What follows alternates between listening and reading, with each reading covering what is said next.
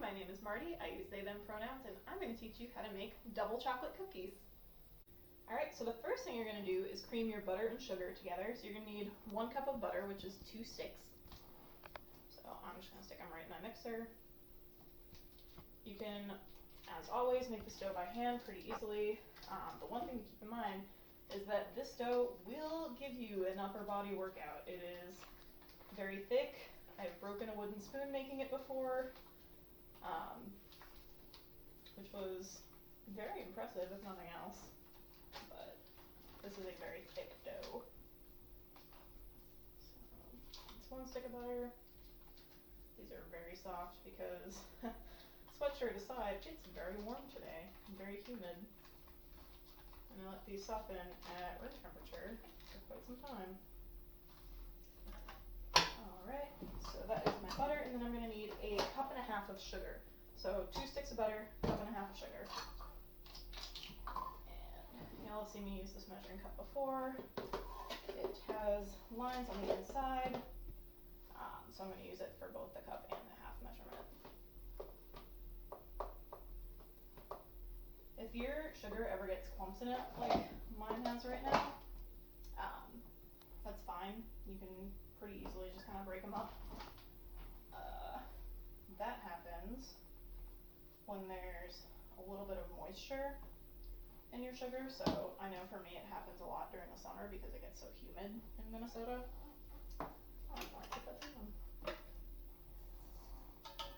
One way to break them up if they're like really, really hard and you really can't get them to break up with a spoon or anything like that, particularly with brown sugar, one thing you can do is actually microwave your sugar for like 30 seconds at a time.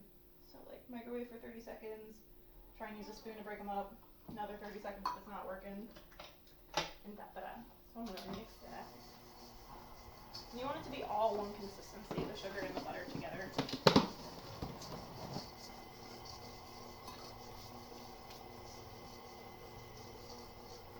So yeah, it's perfectly normal for sugar to get those clumps in it.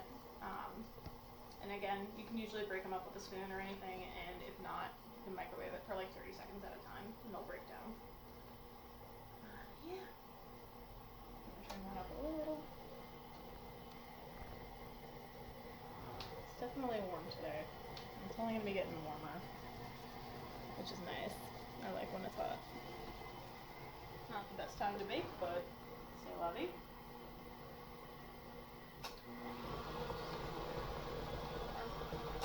Awesome. So, got my butter, got my sugar. I'm going to add 2 eggs. I'm going to crack those right into my bowl. 1 egg. 2 eggs. I'm going to let that mix in. While that's going, I'm going to add 2 teaspoons of vanilla. So again, 2 sticks of butter, 1.5 cups of sugar, 2 eggs, 2 teaspoons of vanilla. And this is new vanilla. It's fancy. Not that fancy. But it's from Jablot, which is a chain in New England with very strange stores. You can't go into Jablot looking for something specific because Jablot has what Jablot will have. Last time I was at Jablot, I got this vanilla. I got a pair of mittens. Saw a Twilight, the movie, fan book. That was fun. Just, you can't go into Jablot looking for anything specific. I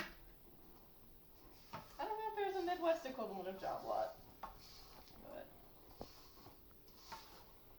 my housemate shrugged. So, I don't know, just kind of like weird surplus stuff. I'm making a mess on the floor. That's fine. I'm gonna mop anyway. I am now. I'm just getting it all the one consistency. Yeah, perfect. That looks much better. So yeah, you can see you want it to be like really, really one mix, not as broken up like the rest on the spatula. Awesome. So next thing I'm going to add is 2/3 of a cup of cocoa. And when you're you're working with cocoa, it can be very dusty. So it can make a giant mess as well. I am going to use a different measuring cup for this one because I want to be on the safer side in that regard. Because, yeah, like you can see there's a little like mushroom cloud almost that's coming off of it. So this is 1/3 of a cup, so I'm going to do 2. Cocoa also, whoop, like that. Cocoa also has a tendency to clump to itself.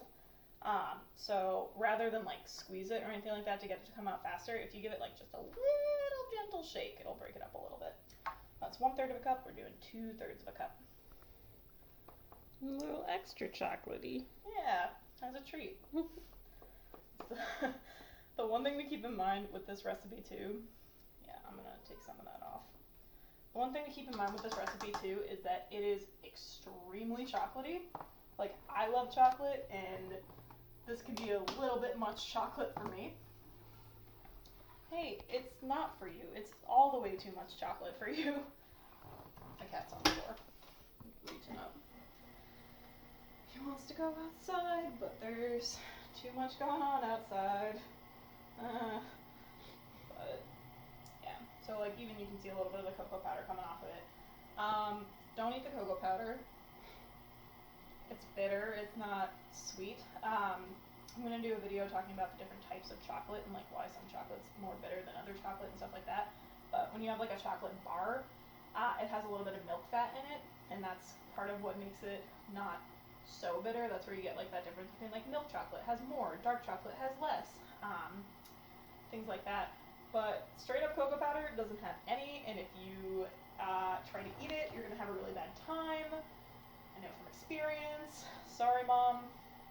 Also sorry to my brother Sam, who I let take the blame for that one. It wasn't him. It's been about 14 years and I still feel bad. Sorry, Sam. Alright, awesome.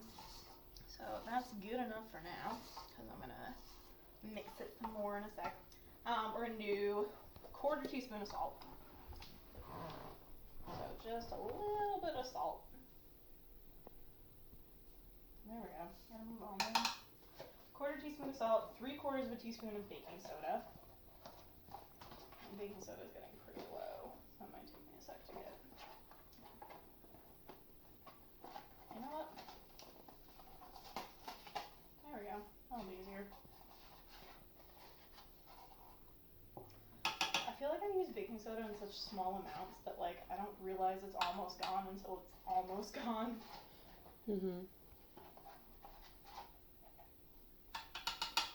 So 1/4 teaspoon of salt, 3/4 of a teaspoon of baking soda. I'm gonna mix that in.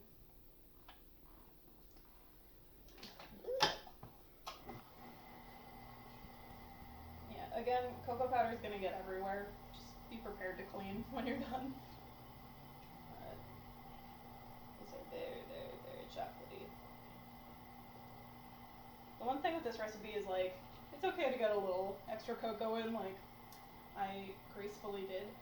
You don't want to do too much because the balance with these cookies, they can get too dry really quickly, which happens when you're working with cocoa powder a lot because cocoa powder is very dry. That's part of why it tastes so bad. But, yeah, because there's some stuff in there that I wasn't seeing. Awesome. Alright.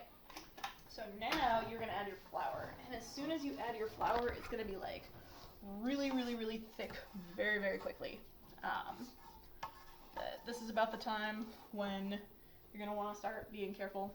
One sec. Just grab the towel. We're going to want to start being careful with what spoon you choose to use. Alright, so we are going to need 2 cups of flour. So I'm going to do my little spoon and level thing.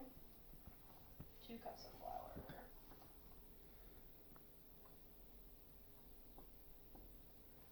Yeah, that's a lot of flour. That's about the same as we use for the regular chocolate chip cookies, but then this has the cocoa on top of it, so these can get dry, like I mentioned. And that's part of why it's so thick, is that there's just so many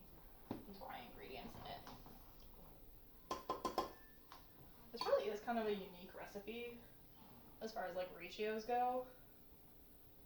But I'm just thinking about like the two similar recipes that I make to it, which are regular chocolate chip cookies and brownies. My brownie recipe has a lot less flour and a lot more sugar, which is why they're so gosh darn good. Everyone always asks, how do you make these brownies so fudgy? How do you make them so delicious? The secret is butter and sugar. Yeah, so if you're doing this by hand, like right about now is when you want to be getting like really, really in there. I'm feeling lazy today, so we're gonna use the mixer. It is a very good arm workout though if you're trying to get one of those in. Right, yeah, you can see like how thick that is. That may not look as much because the butter is pretty soft in there, but this is very, very thick. And if your butter started from a more firm place than mine, yours is probably going to be even more so. All right, last thing you're going to add is 2 cups of chocolate chips. So I'm going to use semi-sweet, mostly because it's what I've got. If you want to make your cookies a little sweeter, because these can come out kind of like bitter, there's a lot of cocoa. If you want to make them sweeter, I would definitely use milk chocolate. I would use something that has like a higher percentage of milk fat in it than semi-sweet, dark, anything like that. But I'm just gonna go for it. If there's one thing to admire about these cookies, they're not afraid of what they are. They're not afraid of how chocolate they are. Alright, so yeah. 2 cups of chocolate chips. Mix those in. This is about the time when I broke that spoon, was mixing in the chocolate chips. So, bon voyage.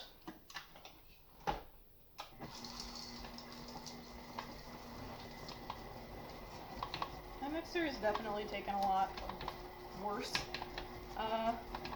beatings on it from other things, but yeah, like it doesn't usually shake that bad.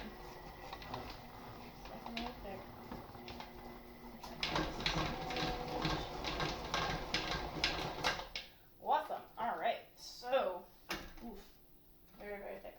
All right. So we got butter, sugar, eggs, vanilla, flour, cocoa, baking soda, salt, chocolate chips. What you're going to do now is you are going to cover this and chill it for like about an hour, 2 hours tops. You don't want to do it too long, but you definitely want to make sure that it is fully chilled before you use it, because that will help it in baking to not melt and spread out and make a puddle of chocolate goo. But yeah, you're going to preheat your oven to 350 degrees when you're ready to bake it, and I will see you then. Alright, welcome back. You're going to preheat your oven to 350 degrees. While that's preheating, we're going to get started getting our cookie dough into balls. We're going to do this the same way that we did when we made regular chocolate chip cookies. Again, that same formation of like 3, 2, 3, 2, 3, which will make 13 per sheet. One thing I didn't mention earlier too is like if you want to kind of play with like flavor combinations, you can even use like white chocolate chips, you can use like butterscotch chips. I don't know why you would use white chocolate chips. I prefer my chocolate to be real chocolate, but that's fine. My mom really likes white chocolate and very much insists that, you just haven't had good white chocolate. And, I've heard that argument for a lot of things in my life, and I'm good on most of them.